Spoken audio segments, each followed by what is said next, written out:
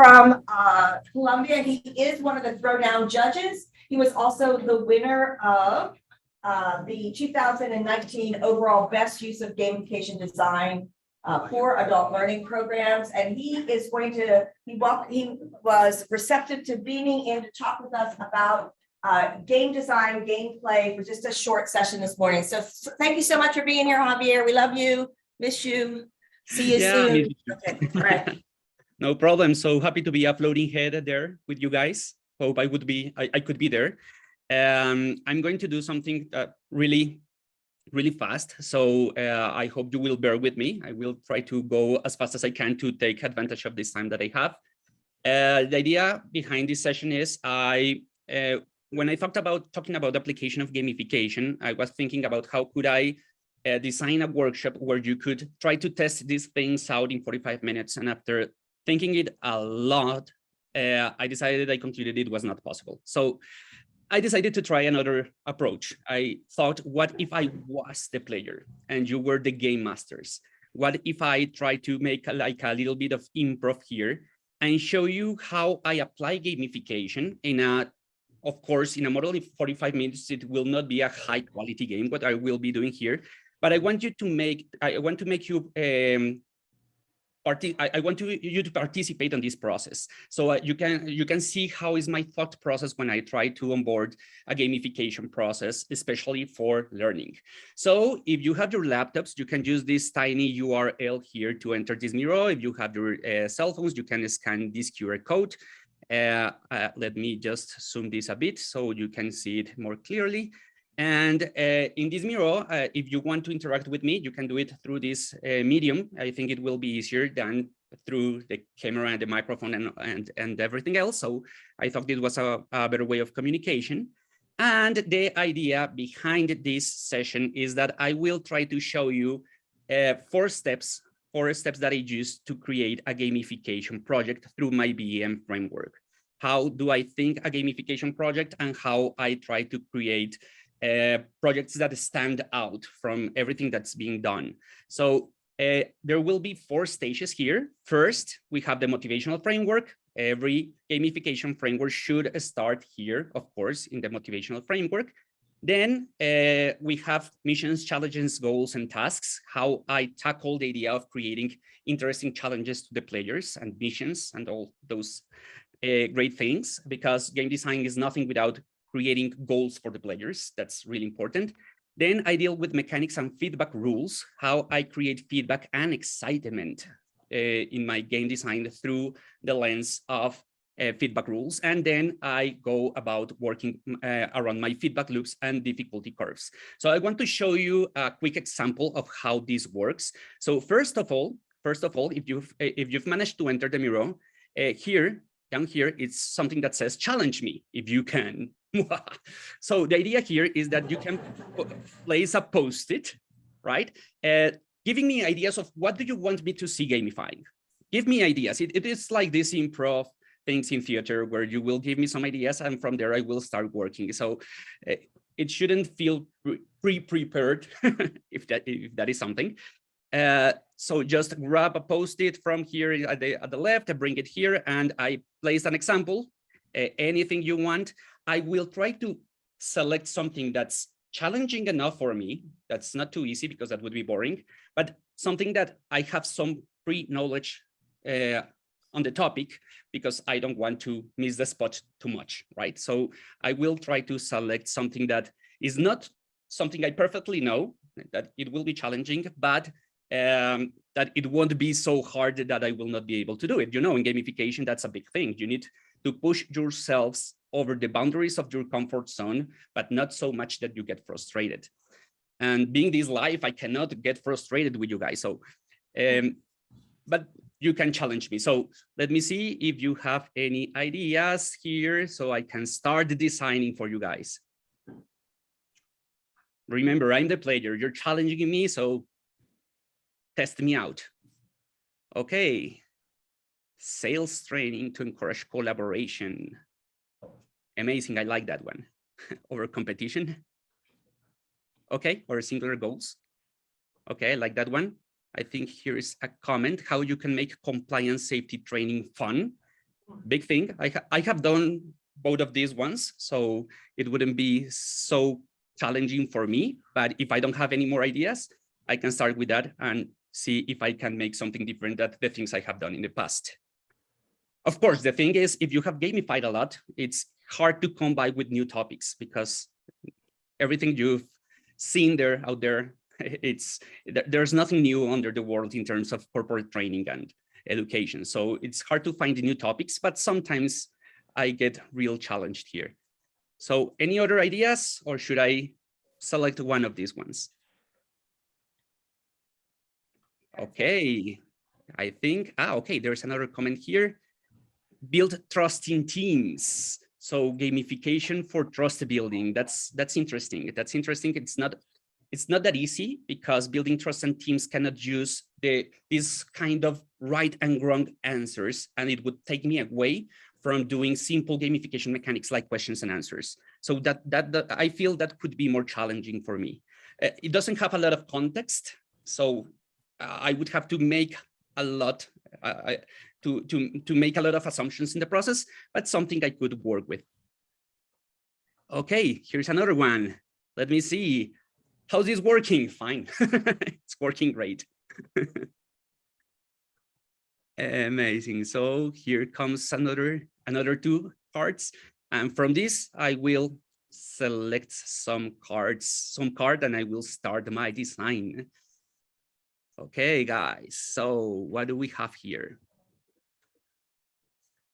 A second one about compliance training. Okay. Code of conduct. Yeah, when you think about this kind of projects, when you think about projects around codes of conduct, gamification is usually used to create appeal, but it's not great to create skills.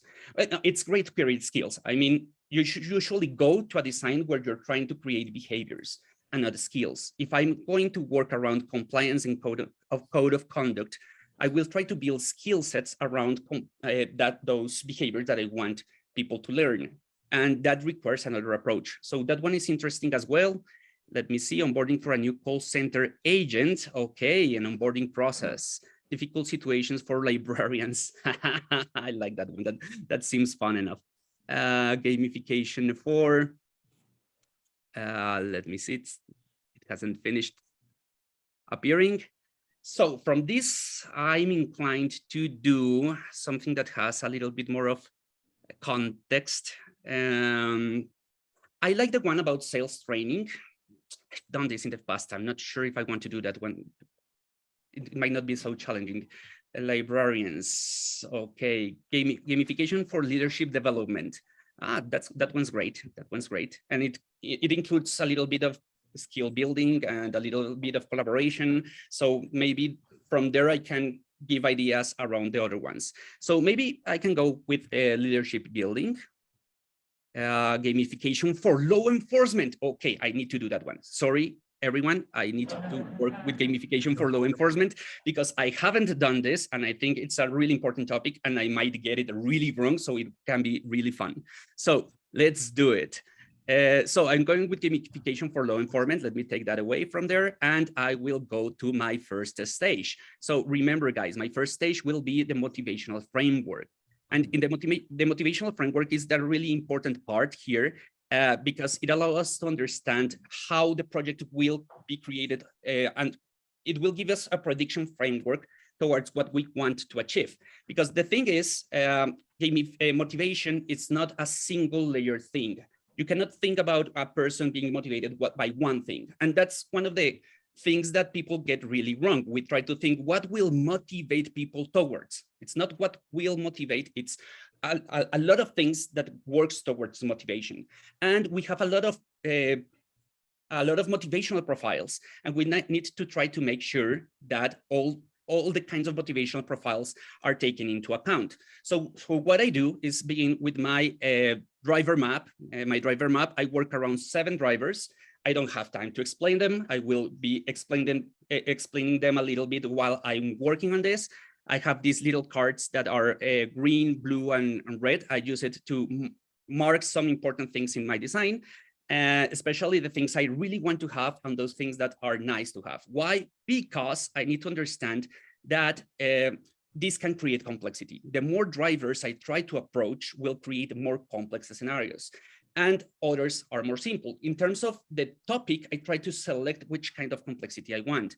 So for example, if I was working for law enforcement, I cannot make it so complex that they won't understand the game, but I needed to make it complex enough so they understand that law enforcement has a lot of systemic correlations, dependencies. It's not just about following the rules. There are a lot of things that come around law enforcement, power mechanics and things that are really complex in its design because they can create effects not in a direct way, but in a more systemic way. So I will think about giving it a little bit more of complexity.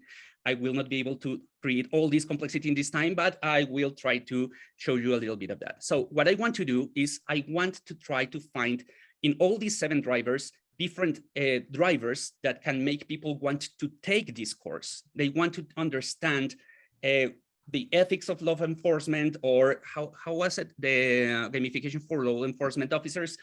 I don't have a concrete topic, so I'm maybe making it up, like, for example, ethics for law enforcement, or inclusion and diversity in law enforcement. Those can be big topics. So the thing is, first, I want to make sure I can build a narrative out of this. And narrative doesn't have to be something from the fantasy world, or I don't know, you can think about any number of themes. I try to make my themes as relatable to the topic as I can, even if I go beyond the real world. So I could say, okay, we're law enforcers, but how can I give it a kick? For example, in terms of law enforcement, things that can be really interesting for creating ethical scenarios is working with cyberpunk, or this kind of near future scenarios where law enforcement is a little bit corrupt, but have a lot of power. So that can be interesting because it can create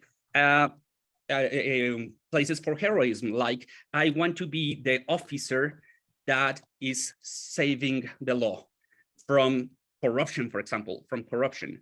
This can be a big topic. I like these big topics because they can create a great sense of narrative. So that can be here in heroism. I want to protect maybe some traditions, right? So what are the traditions of law enforcement? Where does law enforcement comes from? The idea of protecting the people from themselves and from their communities. And maybe trying to understand that there are some traditions that should be rewarded while others should be, we should think about progressing in other aspects. That might be an interesting topic as well. So it can be moving forward towards a new tradition in a sense, like trying to keep the things that are important, but knowing how to move forward in a world where law enforcement is being heavily criticized, for example. So I can start working around these kind of drivers. This will help me create a narrative framework, and I could work with a lot of them, but let's see other drivers just to see what happens here. For example, empowerment and control will be big. This is about control, about certainty, about property, responsibility, all these things that we need as humans, especially to avoid harsh consequences in our lives and to gain status on all of that. So there's a big status element into law enforcement. You know, that's why they have all the badges and everything. And the status is in contest for a law enforcer.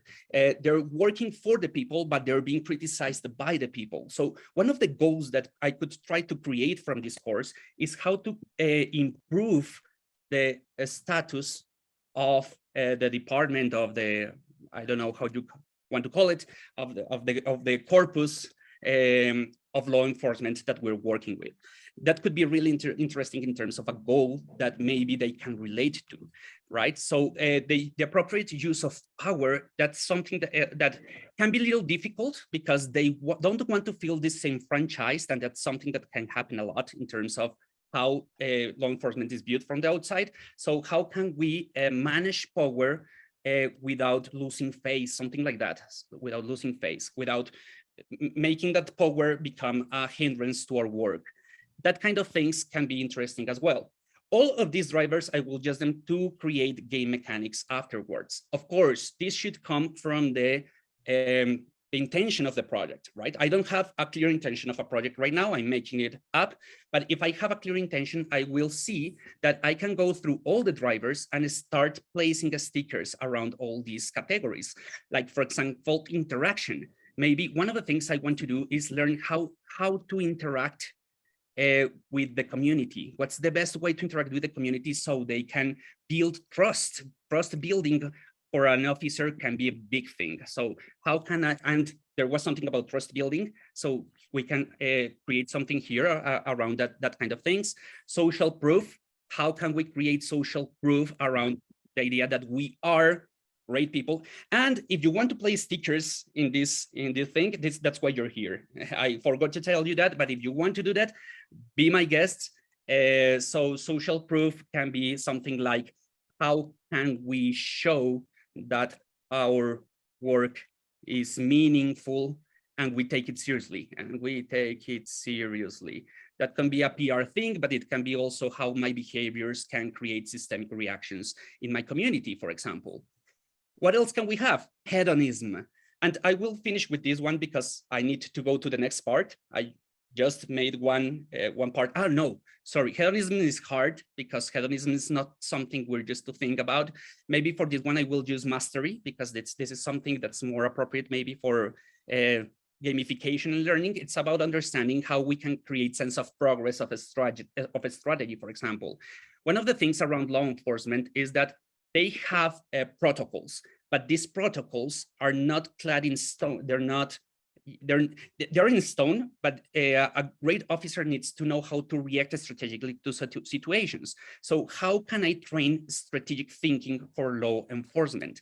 So the predictions, for example, predictions on how, I don't know, bad guys, I will say bad guys, are going to react on a risky situation, right? All of these things can be things I want to make sure that all these things are things they can relate to. Maybe some people will relate more to some of them. Maybe other people will relate more to others. So let's say we have these cards. I would love to have cards on all the 7 drivers to have more probable profiles in my game design.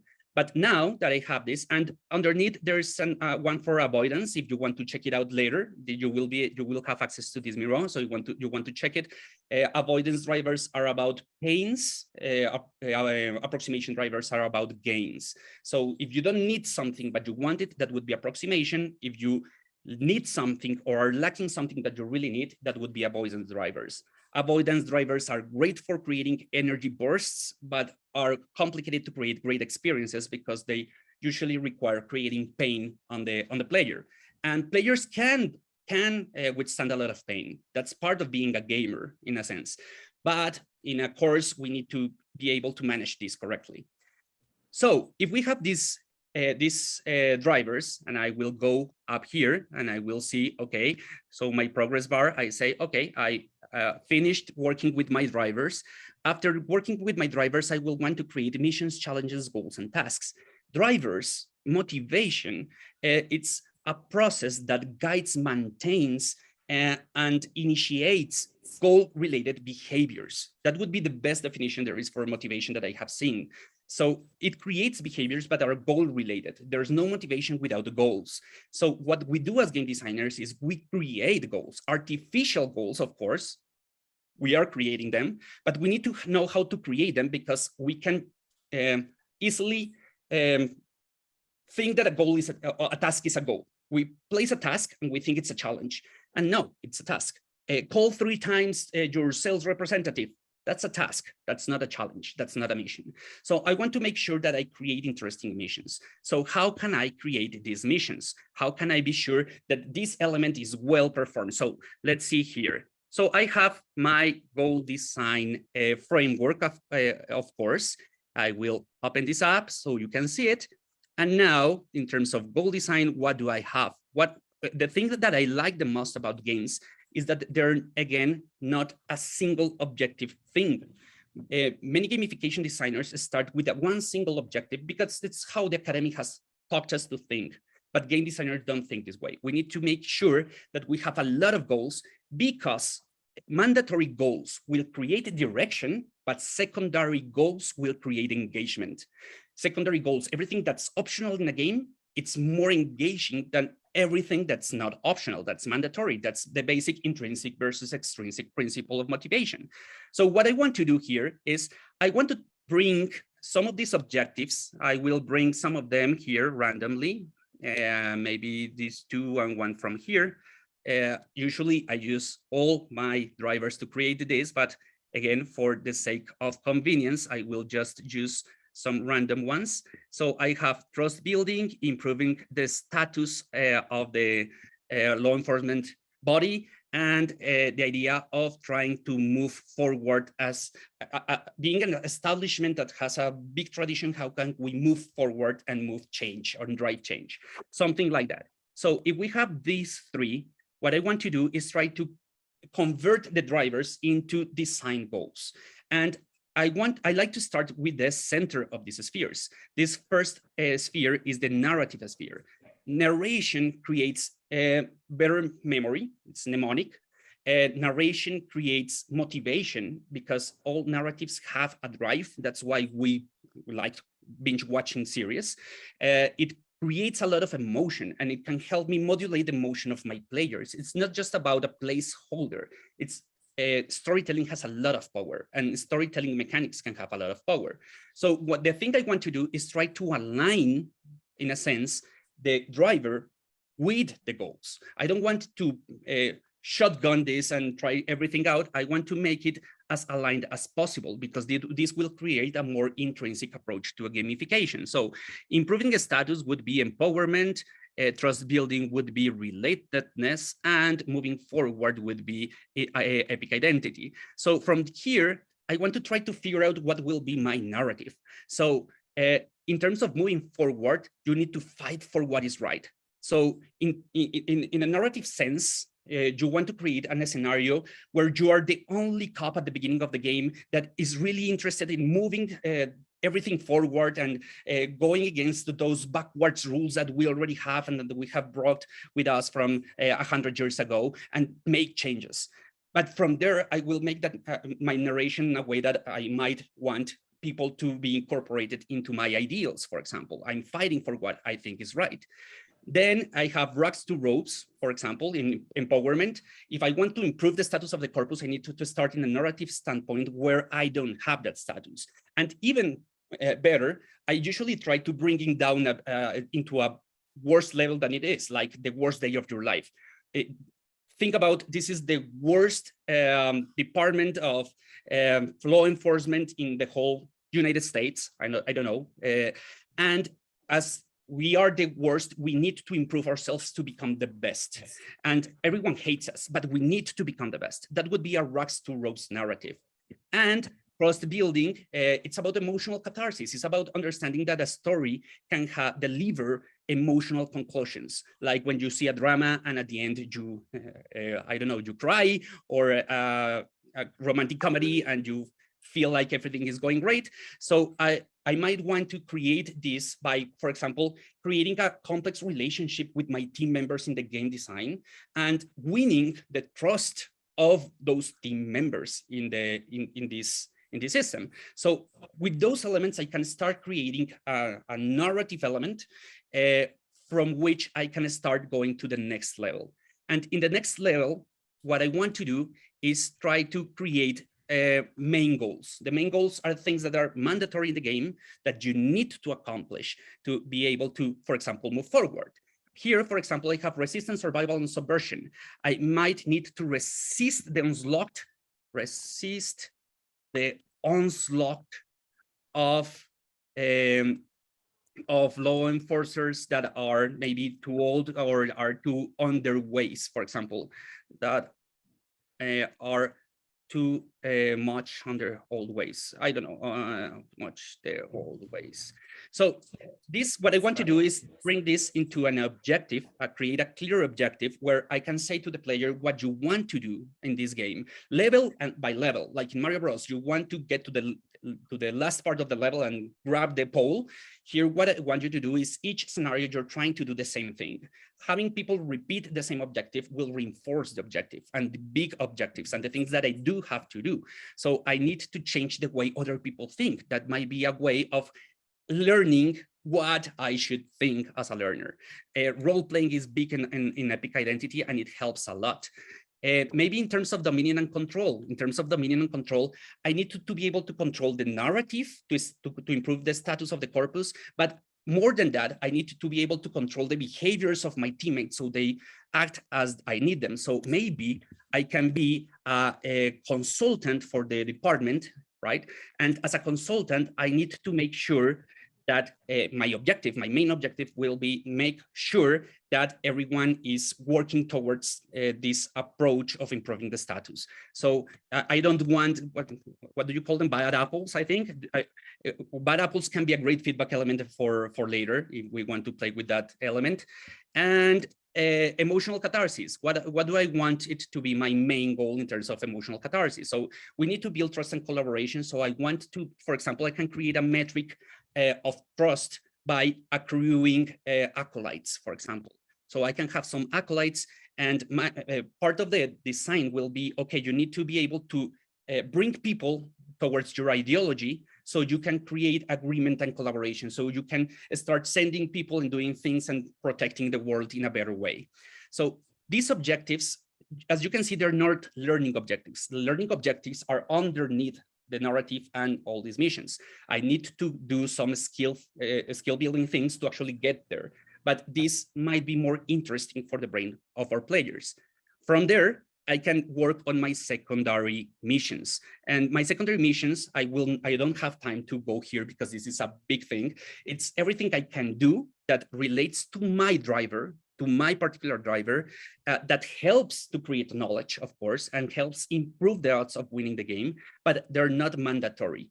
Almost all gamification projects I see are about mandatory objectives, and they forget that the basic thing of playing Mario Brothers is that you can explore, you can try things out, you can check the pipes, get the coins, kill the monsters, and those things are almost all optional, and that creates intrinsic drive, and intrinsic drive drives quality up. People do better things when they're doing it because they want to, not because they have to.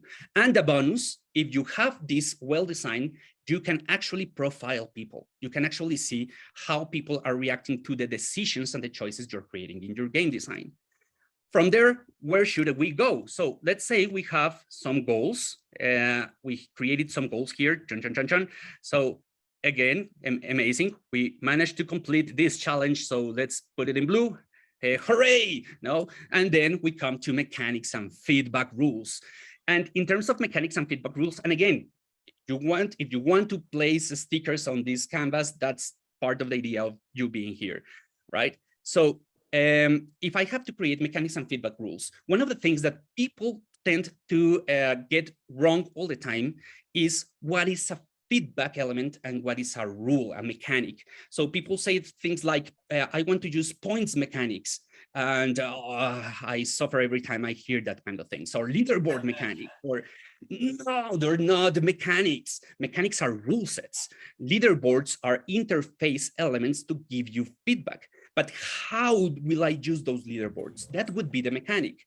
The thing is, mechanics and feedback elements are so intertwined that it's hard to differentiate them if you haven't built the skill set to actually understand that difference. And I like to understand everything that's a visual stimuli, auditory stimuli, haptic stimuli. All those elements are feedback elements that will give you information. It's not about if it's right or wrong. That's a thing in education that I hate. Everything is about correcting people. No, you don't need to correct people. You need to show what happened with clear feedback elements. And in terms of informational rules, there are two big types of informational rules to create feedback elements so you can connect them to your rule sets. How will you use your points? One is using points, and the other one is down here, is about using all the other elements of feedback design that you can use. And I want you to tell me by placing your mouse in one of those scenarios, so I will zoom out here a bit, I have information design and I have here feedback cards. So what information design is about points. Would you like me to tell you a little bit more about how to design good pointing systems? Or would you prefer to go to the more broader approach of seeing all those feedback elements? So place your mouse. I can see here that most of you went for the feedback cards. Thank you for playing. Okay, so let's see. So feedback elements should be tied up to my goals, right?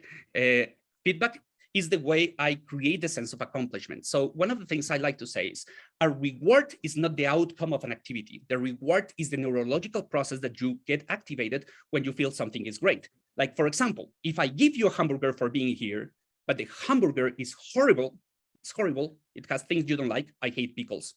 I don't know how you guys eat those things. I will not be rewarded. I need to be rewarded. And activating rewards is hard. And feedback elements are the things that activate the reward system, not achieving the goals. If I achieve the goal and I don't get the feedback, I might never know that I had to feel okay or angry or however I want. But I need to tie them not to the completion of the activity, but to the mechanics themselves of the activity. So maybe I have, for example, I said here, acolytes, consultant bad apples, and this idea here of resisting the onslaught of officers. And I will go down here and I will place it here in the center so I can remember what I'm working with. And from there, what do I want to do? I want to choose the best feedback elements that I can to actually convey the information that will create the learning. The learning is created by the information.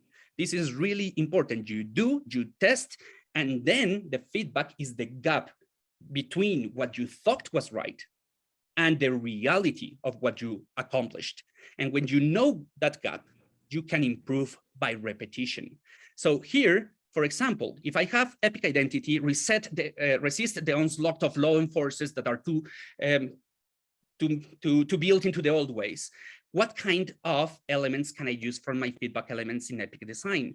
I tend to divide feedback elements in a lot of categories. Here I have some, for example, impact and urgency, surprise and anticipation. I know this one is one that Monica loves, for example. Everything that's surprise, it's her alley.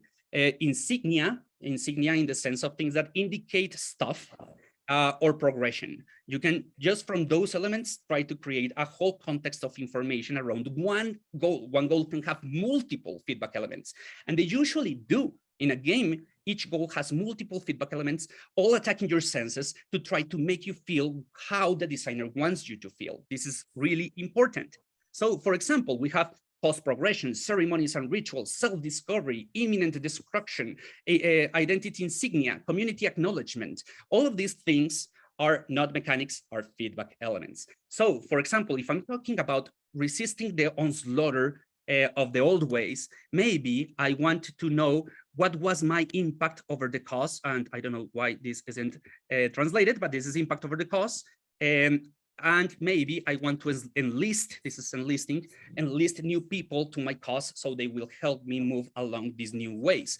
And that can become feedback elements. How do I show them? How do I make them exciting? How do I say, hey, you have created an impact? Well, maybe it's a progress bar that shows that less people are using the old ways, but that's not exciting at all. I need to make it, for example, give it some kind of animation that will show how this progress bar represents, for example, the removal of corruption in my department. And I need to do this 2 minutes. Perfect. I need to know how to do this well. This is the most important part of a gamification process. This is what creates the reward. So I will be rewarded if I feel like I have some impact. Maybe imminent destruction can be really interesting. So it's the law enforcement I'm working for is near a collapse because people are hysterical because of the things that we have done in the past. We're in an imminent destruction, and every time I do a bad behavior, I might get this kind of feedback where, okay, everything is going to collapse. People, we need to move it along. So I use this to try to create excitement on the learning process. And from there, because I only have 2 minutes left and I cannot go through all the feedback elements, you can just check the names and see everything that can be done in terms of feedback beyond it's right or wrong. You can go then and work with your feedback loops.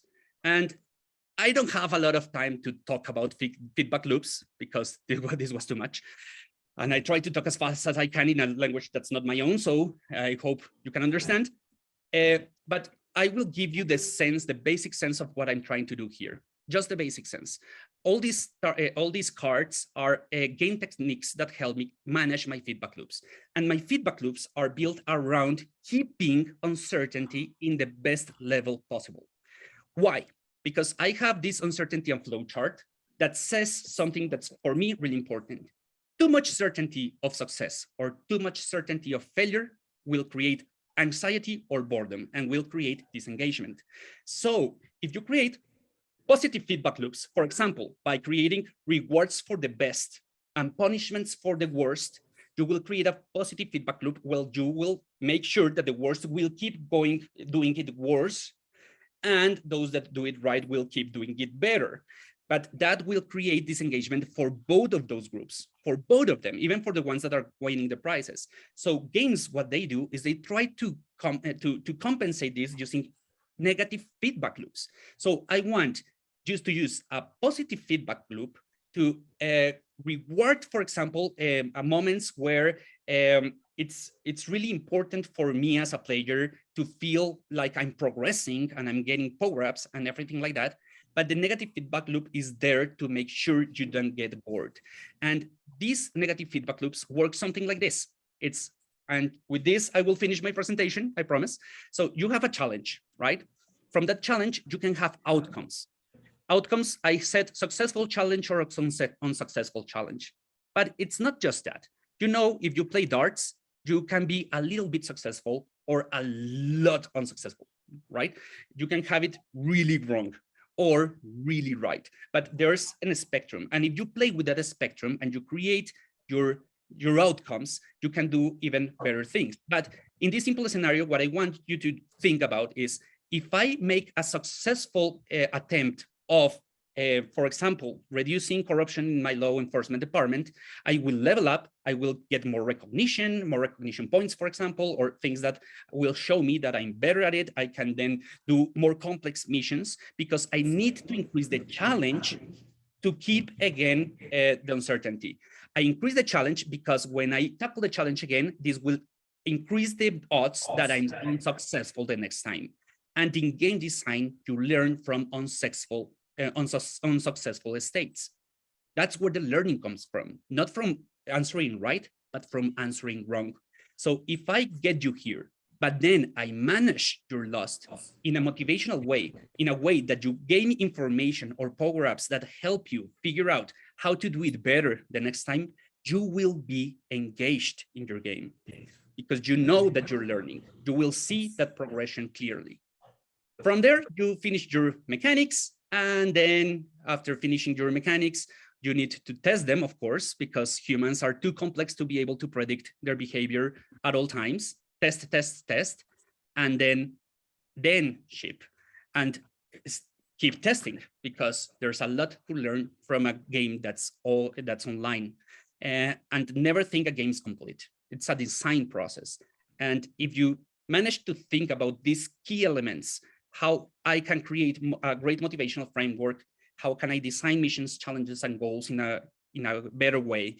How can I create mechanics from feedback rules and feedbacks that I will receive for specific features in the game that I will know that feedback, what that feedback represents. And then I'm able to create feedback loops that make me want to modulate the challenge and difficulty and try again until I get it right.